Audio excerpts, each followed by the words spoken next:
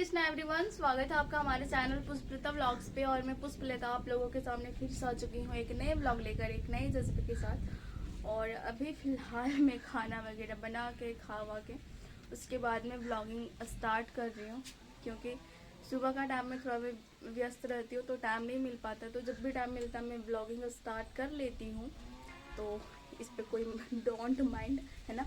तो चलिए अब चलते घर में। वैसे आज बादल भी किए हुए, थोड़ी थोड़ी हवाएं भी चल रही है। और मम्मी मार्केट भी चले गए हैं, मेरे एज भी महोदय गए हैं कहीं और मैं हूँ घर में अकेले। तो चलिए बिना समय गवाए हुए अपना स्टडी स्टार्ट करते हैं। जब तक मैं पढ़ रही हूँ तब तक मैं किसी इम्पॉर्टेंट टॉपिक पे आप लोगों से बात करना चाहती हूँ, और वो है हमारा ऑप्शनल सब्जेक्ट को लेकर। जिन्हें 2025 में एग्ज़ाम देना है वो ऑप्शनल सब्जेक्ट को अच्छे से तैयार करें, क्योंकि मुझे लगता है कभी उनको पढ़ना चाहिए। बट जो 2026 में एग्ज़ाम देने का प्लानिंग कर रहे हैं वो बी केयरफुल, क्योंकि अभी से ऑप्शनल सब्जेक्ट का तैयारी ना करें, क्योंकि यूपीएससी से बार बार नोटिस आ रहा है कि वो ऑप्शनल सब्जेक्ट हटाने के मूड में है। और यदि यूपीएससी से कोई एक बार नोटिस आ जाता है तो वो कंफर्म है कि 1 साल 2 साल 3 साल जब भी हो वो हटाएगा ही हटाएगा। तो यदि आप 2025 में एग्ज़ाम दे रहे हो तो ऑप्शनल सब्जेक्ट को पढ़ें, बट 2000 यदि 26 में एग्ज़ाम दे रहे हैं तो प्लीज़ ना पढ़ें, क्योंकि यूपीएससी कभी भी ऑप्शनल सब्जेक्ट को हटा सकती है, कभी भी हटा सकती है। इसी वजह से जो भी पढ़ रहे हैं बहुत अच्छे तरीके से पढ़ें। ऑप्शनल के जगह पे ऐसे पे ध्यान दें अभी, क्योंकि वो हाई स्कोरिंग मार्क्स आपको देगा। लेकिन अभी ऑप्शनल सब्जेक्ट पे ज़्यादा ध्यान ना दें। 2026 वालों के लिए या उसके आगे वालों के लिए मैं बोल रही हूँ, क्योंकि मुझे लगता है कि ये बताना ज़रूरी था। बहुत लोगों की इसकी जानकारी नहीं होगी, तो मुझे लगा बता देना चाहिए। मैं बहुत पहले से बताना चाहती थी, लेकिन कुछ कुछ चीज़ें भूल जाती हूँ, तो अचानक से भी याद आ गया तो सोची चलो बता देती हूँ। देखिए हालत ऐसा बहुत कम ही देखने को मिलता, बहुत कम। बट ये मतलब कभी कभी ऐसा होता है तो अच्छा लगता है, बट हमेशा होता है तो अच्छा नहीं लगता है। बादल वैसे कल से ही किए हुए था, आज ठीक है, आज ज़्यादा ही कुछ है। वैसा हो जाएगी। वैसे भी पता है ना हमारा अब जलवायु परिवर्तन कितना तेज़ी से हो रहा है। इसी वजह से कहीं बहुत ज़्यादा गर्मी, कहीं बहुत ज़्यादा ठंडी, कहीं कुछ कहीं कुछ। आज का न्यूज़ में ये था द हिंदू में कि जो हमारा वसंत ऋतु है अब वो कई शहर में, हमारे भारत के कई राज्य में, कई शहर में देखने को ही नहीं मिलते हैं।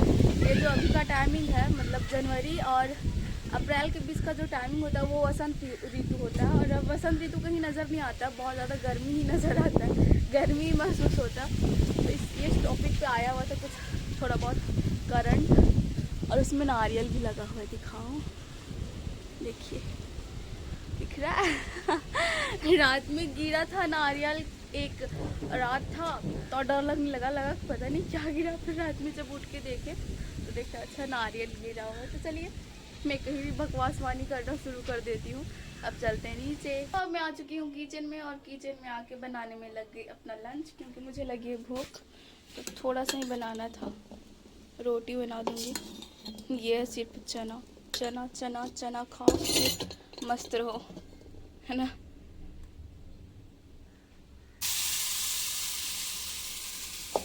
खाना वगैरह खा के फिर से मैं आ चुकी हूँ टेबल पे, और अभी मैं कर रही थी नोट्स मेकिंग। हमारा था टॉपिक हाई कोर्ट के न्यायाधीशों की अहर्ताएं, जिसका अर्थ होता है कि हाई कोर्ट के जो न्यायाधीश है उनकी कौन कौन सी योग्यताएं होनी चाहिए। तो चलिए मैं थोड़ा सा आप लोगों को बताती हूँ कि सुप्रीम कोर्ट की यदि कोई न्यायाधीश बनना चाहता है तो उसमें कौन कौन सी योग्यता होनी चाहिए। सर्वप्रथम तो वो भारत का नागरिक होना चाहिए। दूसरा ये कि वो हाई कोर्ट का 5 साल, कम से कम 5 साल का न्यायाधीश रह चुका हो, या फिर हाई कोर्ट या किसी अन्य कोर्ट में वो 10 साल तक वकील के पद पे रहा हो, वकील का कार्य किया हो। या फिर ये भी उसकी योग्यता होनी चाहिए कि वो राष्ट्रपति से न्यायाधीश से संबंधित सम्मानित होना चाहिए, मतलब राष्ट्रपति के द्वारा उसे सम्मान दिया गया हो कि वो न्यायालय में रह के न्यायाधीश के मामले में कोई अच्छा कार्य किए हैं। और अब इधर हो चुके हैं रात। टाइमिंग की बात करूँ तो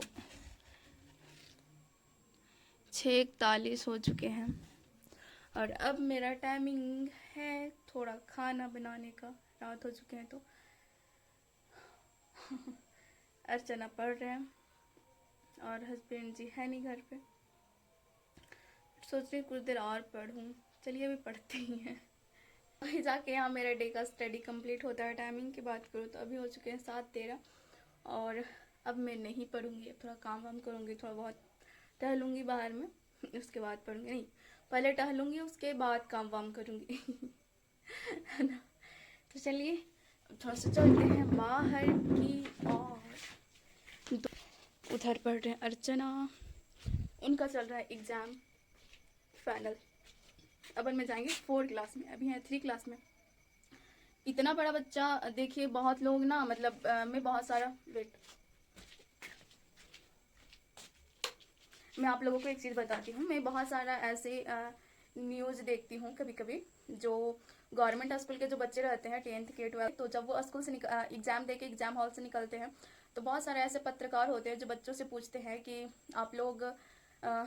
आप लोगों ने क्या लिखा है, या फिर आज इंग्लिश का सब्जेक्ट है तो आप इंग्लिश बोल के बताइए, इंग्लिश में बात करके दिखाइए।